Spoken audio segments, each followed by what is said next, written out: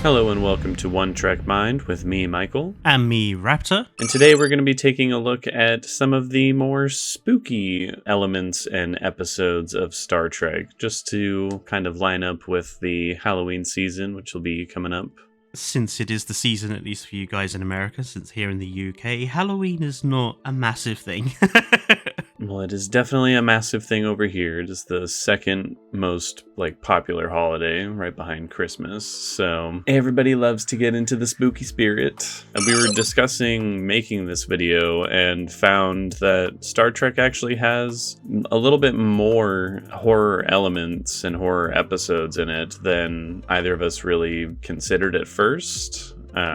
Pretty much every show has taken a stab at it, some more than others. Where to start? Maybe we should start with the obvious ones first. So, the Borg, shall we say. They're your standard body horror antagonists. I would say Voyager did the most with that. Scorpion Part 1, where we see the mound of torn up Borg bodies in the middle of the Borg cube that Kess had seen, caused by Species 8472. I would argue the very first episode introducing the Borg is probably the scariest, just because there's such a huge unknown factor to it. You don't know what they look like, you don't know what they want. It's just this giant cube that is decimating the crew, and you have no idea how to resolve the issue, how to get away from them. It's just a genuinely scary threat, and again, I feel like the lack of information and the fear of the unknown really lends itself well to the situation. It makes it quite frightening. Arguably also then in Best of Both Worlds, when they take Picard and you go through his whole assimilation process, losing your individuality. That's a pretty horrifying concept in and of itself. Yeah, especially because it's at least implied that he's aware it's happening to him as it's happening. We have that one shot of him crying as they're adding more parts to him and everything, and I was just like, yeah, that's pretty awful. It's not a good day. But in general, I feel like the Borg became less and less scary just because we got to see them so much at a certain point. Especially in New Trek, they've kind of attempted horror elements with them, and it just doesn't work for me anymore, because I'm like, this is the 50th time that I've seen them. They're just not scary to me anymore. I will give Star Trek Picard a little bit of credit for making the Borg Queen look really freaky in that third season, where she's just like a husk, half a body just covered in these tubes and wires and everything, and she's decaying. I was like, again, from a horror perspective, it looks freaky. It just didn't feel that way to me, because I'm like, oh, there you are again. Yes, the overuse of the Borg and Star Trek Picard especially is a topic for another video conversation, I think. Yeah, the Borg are I think, a good place to start with Star Trek horror. I mean, Dark Frontier is another episode in Star Trek Voyager where we get to see a whole process of Borg assimilation, of them taking all these people off the planet and chopping them up and sticking bits onto them, and it's actually quite a horrific example of watching it all in process. But moving on from the Borg, when we were talking about this the other day, we realized that actually Star Trek has done probably more psychological horror or horror of the human condition episodes than, say, traditional horror in the form of the Borg. I mean, not to say that they don't do a pretty decent amount of traditional horror, but I think, at least for me, I think where they shine the most are the psychological horror kind of episodes. For me, one of my favorite scary episodes of Star Trek, which I realize is a bit of a controversial one and some people really dislike it, it was The Thaw, with the freaky clown in the holodeck thing. That episode really plays with your head and pushes the crew to their absolute limits. And I did really enjoy the whole, as long as you're not afraid of it and you realize it's not real, it can't actually hurt you. And then the twist that, yes, it can. Yeah.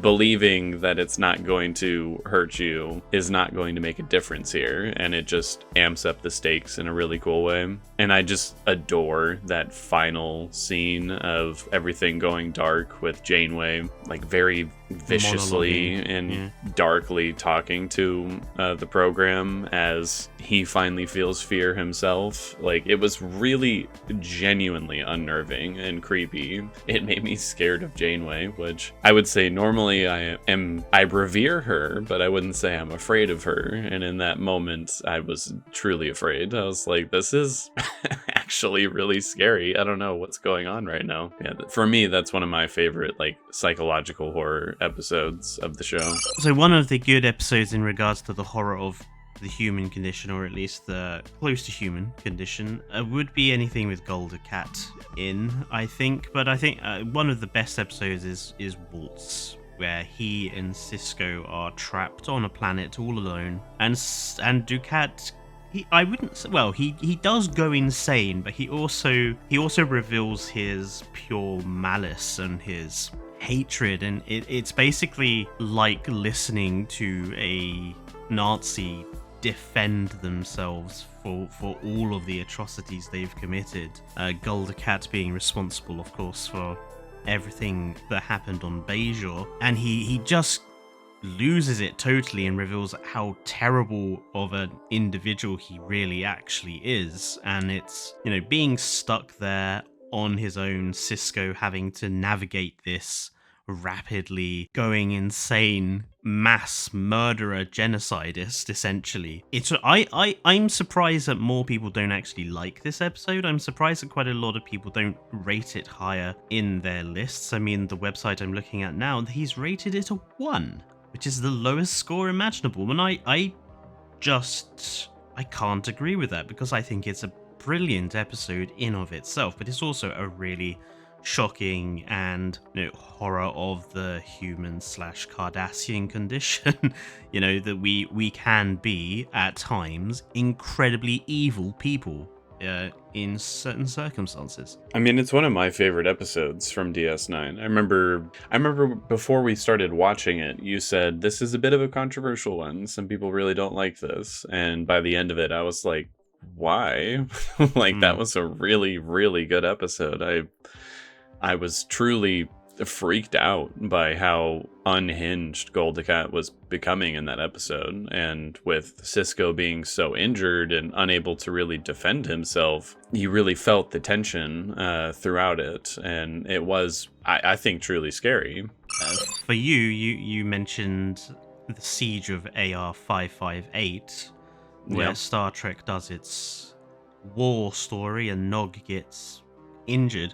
But I would also add on to that the follow-up episode, which is It's Only a Paper Moon, which is where Nog then comes back from his injury and kind of starts going through a PTSD situation where he locks himself away in Vic Fontaine's holodeck program, and he is trying to come to terms with what's happened to him and his injury. Again, it's not scary as far as like a traditional horror goes, but it's the horror of the situation that they're in. He's having PTSD, which is in itself a scary thing for those who have it. So I think that and AR-558, those two go together as quite good sort of war story horror. I would agree. I would say the actual siege is the scarier episode, just because of the situation they're in. It feels truly dire, and I think they capture pretty well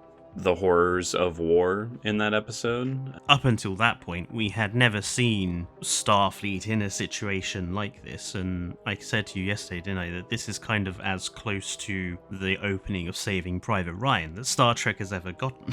I feel like that's a missed opportunity for Discovery, where they could have really dove into stories like that, but they didn't really. The closest I think we've gotten since then is probably the Strange New Worlds episode where they're on the moon of Jagal. Yeah. But even then, that one was more like MASH, where you're on the medical side of that, seeing the horrors of war, as opposed to being in the thick of it.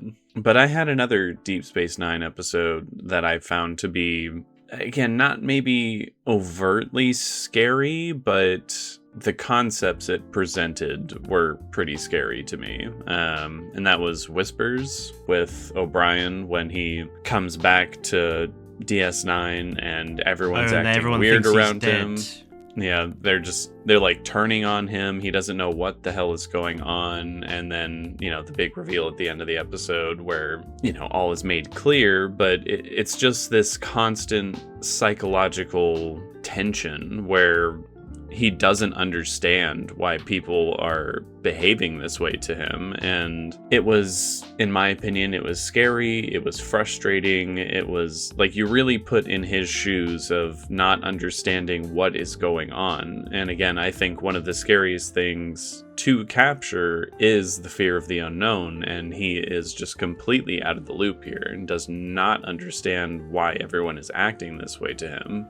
So related to that, the TNG episode where Silence Has Lease, where the crew encounter a nebula, essentially, which is sentient, and the creature starts playing games with them. It recreates a starship that makes absolutely no sense, and he wants to study the humans' reactions to death, and he just starts killing crew willy-nilly to examine it. And there's a sort of battle of wills between this creature called Nagilum and Captain Picard at the end.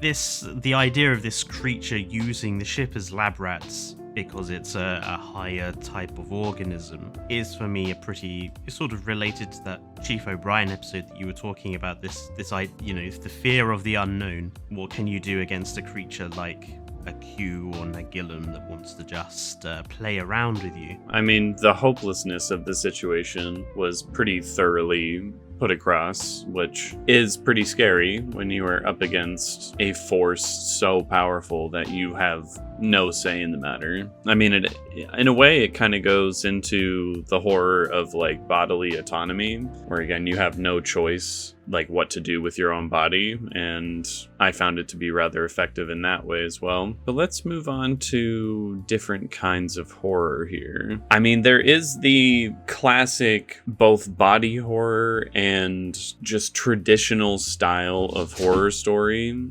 known Conspiracy. The one of the very earliest TNG episodes. I mean, that one is straight up a scary movie brought into Star Trek. It's a literal body snatcher situation where people are being overtaken by these freaky little bugs that crawl into your mouth, and it ends with this disgusting situation where they like blow apart the queen or whatever the fuck that was and like disintegrate a person to do it. Like, it was, especially for its time, one of the goriest things, probably the goriest thing that Star Trek had ever done.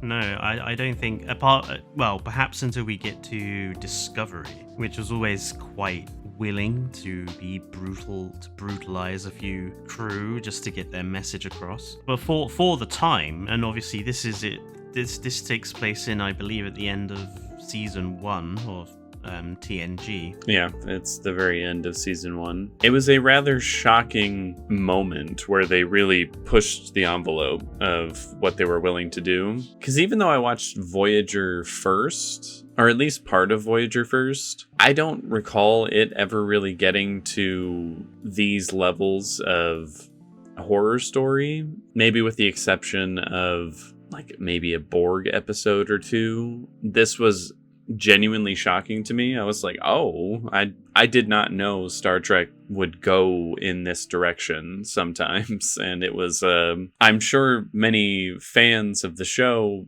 back when it was airing also felt the same way. They said, oh shit, like maybe that's too far for Star Trek. I imagine when it first came out, the episode probably wasn't received super well because of that, but I really liked the episode. I think it was a good mixture of psychological horror, not knowing who to trust, and like genuine body horror with these body snatching little bug aliens. It's kind of a shame, honestly, that they never continued on with that storyline. No, the Bluegills In fact, that storyline has only I've seen being followed on by Star Trek Online, which ran with the whole thing.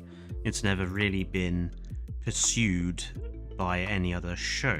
If we're talking about traditional horror, Star Trek has always tried to do some sort of traditional monster horror. Star Trek Voyager's Juggernaut, where you have B'Elanna, Neelix, and Chakotay stuck in a Malon garbage ship, which they're trying to help repair, but then there's some sort of creature that's following them around, attacking them. It's a very sort of traditional style of stuck in a claustrophobic alien ship that they don't know their way around. It's all dark and grimy, and you can't see properly, and you've got some vicious creature that turns out to be a former member of the crew following them around, trying to do them harm. It's almost very what is the name of that guy who goes and tries to kill all the campers? Is Jason? Yeah, it does. Jason. It's almost that sort of setup with Juggernaut. And related to that, you could then talk about any other episode that has a sort of creature feature-esque style.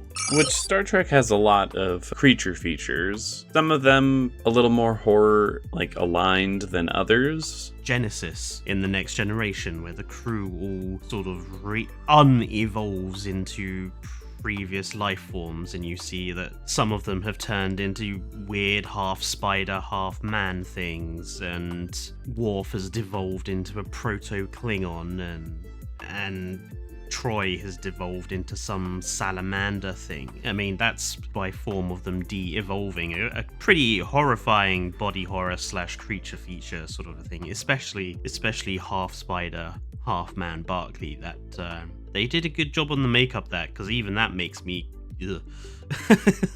True, but I ultimately didn't find the episode all that scary just because the concept, the setup for it was kind of ridiculous, and I was like, The execution of it is actually not too bad. It is pretty freaky stuff, but the way they go about it, I was like, a weaker Star Trek episode, but it is in the, it's firmly rooted in the horror genre, so it definitely fits our list here. I mean, there's the classic Next Gen episode Schisms, where if anyone is afraid of alien abduction, that one's gonna hit pretty hard, because it's entirely about the crew having missing periods of time, not knowing what happened to them. And I do think the scene of them recreating the table that they were all strapped to was genuinely unnerving and creepy, just going piece by piece by piece until they've all realized they've been in the same room. Yeah, they've all been in the same room, they've all experienced the same thing. It was actually quite unsettling, and I think I recently saw a video where someone was downplaying that episode, saying, oh, it's really not that scary, it's just it's a very cliched kind of thing. And I'm like, I don't know about that, man. That scene in particular, when I was watching it, had me on edge. I felt goosebumps going up my arms as they recreated the scene that they were all captured to. I thought that was quite good. I mean, if they want to talk about cliche, perhaps we should mention two different Enterprise episodes. One, I think, that did it very badly, and one that did it very well. Impulse in Enterprise's Xindi arc, where our zombie episode. Star Trek does its first attempt at a zombie episode. And we'll perhaps not talk about Strange New Worlds is one from season 3, because it wasn't that Impulse. Good. Well, and that being said, Impulse wasn't that good either, where they discover the Vulcan ship crew having all gone violently insane as a result of Trellium D poisoning. And it is basically the cliche zombie setup. Zombies that use phasers. Yes. I don't think it's a terrible episode, but it isn't. It's probably one of the less good episodes of what is probably Enterprise's best season. Yeah, I would agree with that. It's not overtly awful. It's one of the weaker ones, for sure. But it sets up some really good stuff with T'Pol. But then I would argue for Enterprise, doing it really well is the episode immediately after Azati Prime. The Enterprise is significantly damaged, been torn to shreds by the Xindi, and in the episode Damage, you see the crew, and again it's a bit like Deep Space Nine with Siege of AR-558. It's the crew under serious pressure, the ship is falling down around them, and they all start losing it, for want of a better term. And we have Trip, who's going through the emotional outbursts that are resulting from, I would argue, trauma. You have T'Pol, who is still recovering from her Trellium D addiction, that also gets revealed in this episode. You have Archer, who has that great conversation with the Doctor, with Dr. Phlox in his quarters. You know, they're just in shadow. It's entirely black, and he reveals that he's about to cross a line and do something entirely unethical, and basically go and strand an alien ship in the middle of nowhere to steal their warp coil. And yeah, it's just the horror of being in that situation. Again, the horror of the human condition, horror of warfare. Two very different episodes, one doing the cliche zombie thing very badly, one doing the horror of human condition and warfare very well. Enterprise has a few episodes with horror adjacent elements. You mentioned the episode where they beam the person through the transporter and he comes back full of sticks and stones, which was... Yeah, that freaked me out really bad. That's not a horror episode, but it is a scene in that episode that I was like, oh my god. That is fucking awful. Well, actually, I would kind of disagree with you there. The episode is called Strange New World, and the whole episode is about a planet which starts giving them all hallucinations and making them paranoid. Oh, I guess that's true. That is true. I think where the episode falls down is because it's also treated as like, oh, all the humans get to be racist against T'Pol for a minute and it'd be okay sort of episode. I think if everybody was suffering the paranoia and such, but because T'Pol, being Vulcan, is resistant, it's just a humans go mad while Vulcan stays perfectly fine episode. Yeah, which they did a lot in... I feel like in Enterprise in particular, they did that a lot. But in Star Trek in general, there are a lot of situations where Vulcans are like, oh yeah, we're naturally immune to whatever the effects are going on here. And it's like, wow, convenient. That's nice for you. I mean, going back to the person that you said was critical of schisms for not being scary, I don't think that it has to be scary. Horror doesn't necessarily have to scare you, because it's quite a broad range of topics. I mean, it can just be situations that are unnerving or rely on dark elements of our own capabilities as people. It doesn't have to be, I don't think, something that wakes you up in the middle of the night having nightmares. I think that's a very narrow perspective of what horror should be. I mean, I would agree. Horror is a very broad genre that can encompass a lot of different kinds of scary elements to it. And one thing about Star Trek exploring those elements that I like is that they don't seem to pick and choose what kind of horror they're willing to do. They're willing to do all of it, essentially, at least dabble in all of it. I mean, there are very overtly horror themed episodes, like the Discovery's episode Context is for Kings, where it's like a gory body horror kind of style of horror, which for some people is, paramount. Like, there are a lot of people who in the horror genre think that body horror and gore is the best kind of horror because it's so overtly shocking and horrific. And in that episode, I think it did quite well with that because I was repulsed by seeing all the twisted up bodies in that ship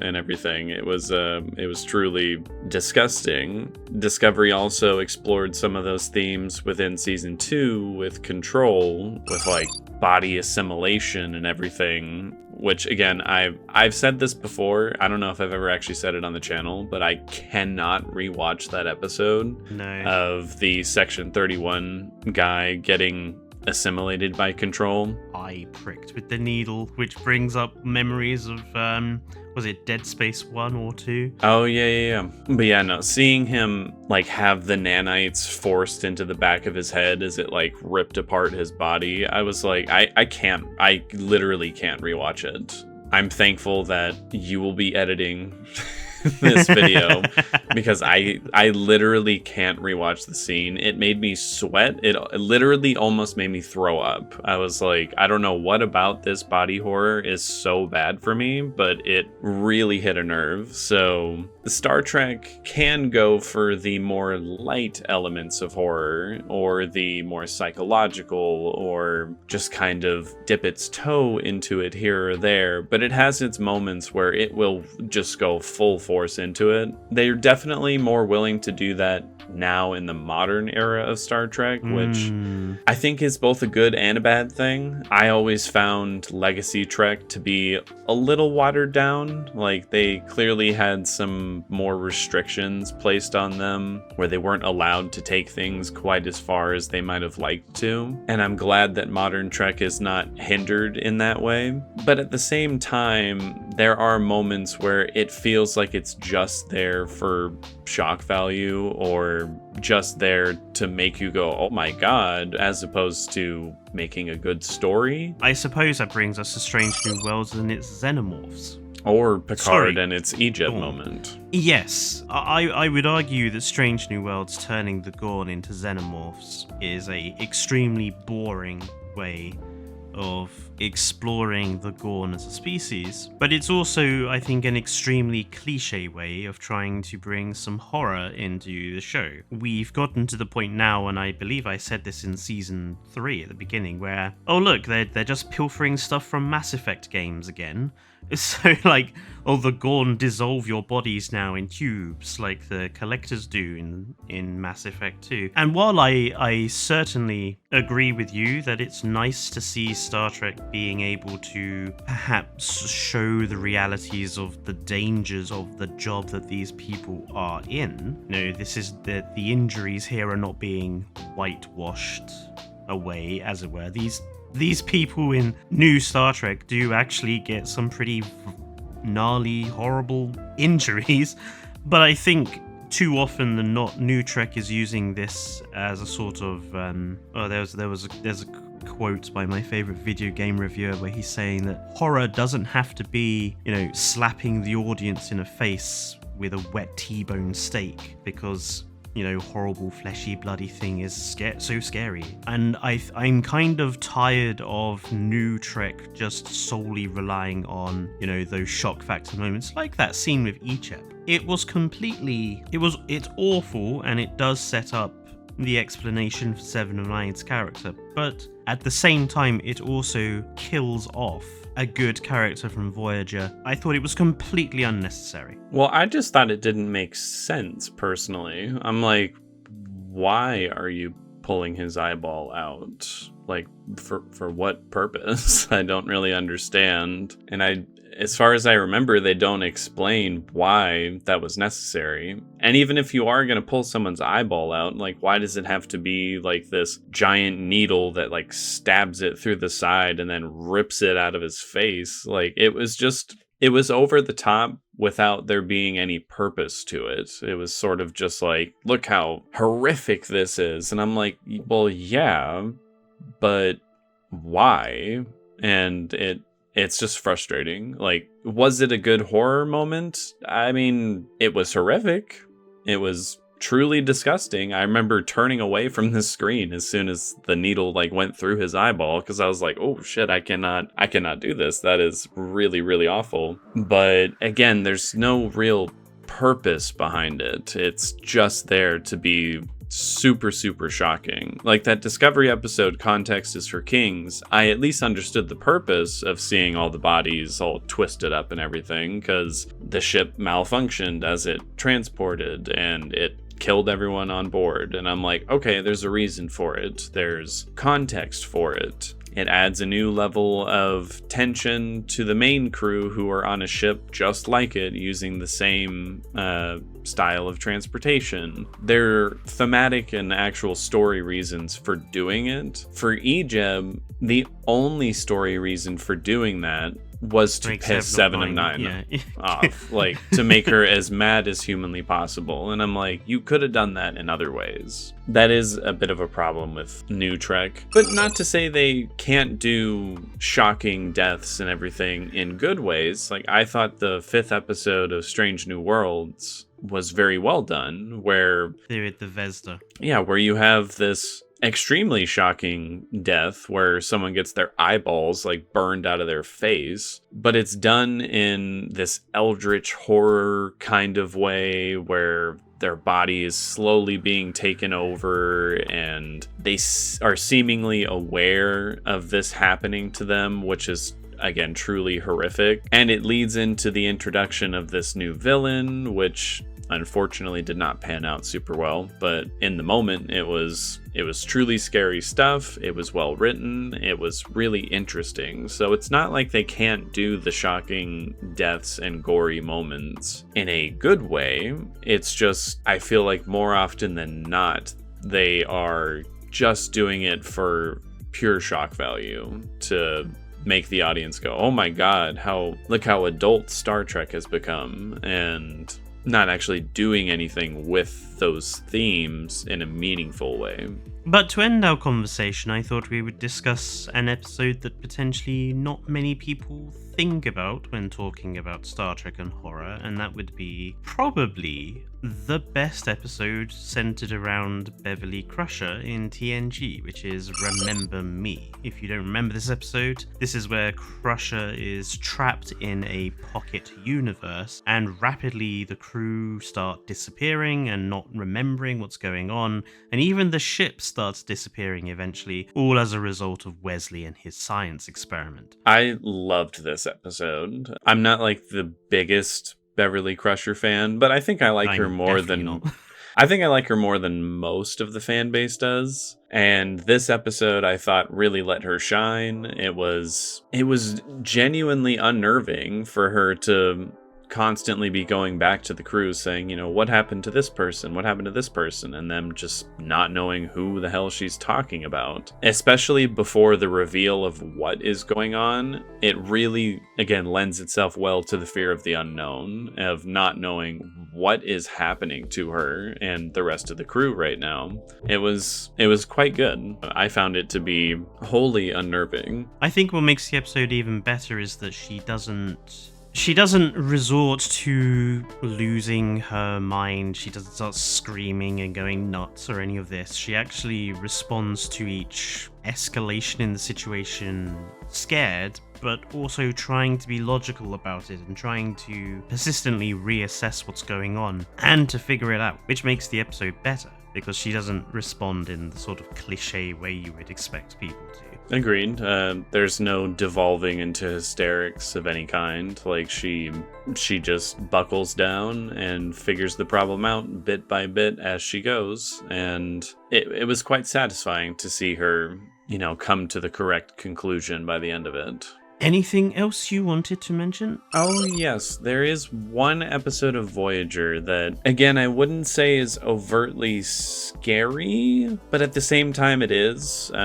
When they're trapped in the void, where it's just this endless sea of nothing, and the whole crew is kind of like losing their minds as they go along because they're just trapped with no stimulation of any kind, and they're just left with their feelings of guilt and remorse and all the memories they had. And I found it to be another really good human condition kind of episode where, you know, when you strip everything away from a person, what will they do? And I found it to be rather scary in that regard.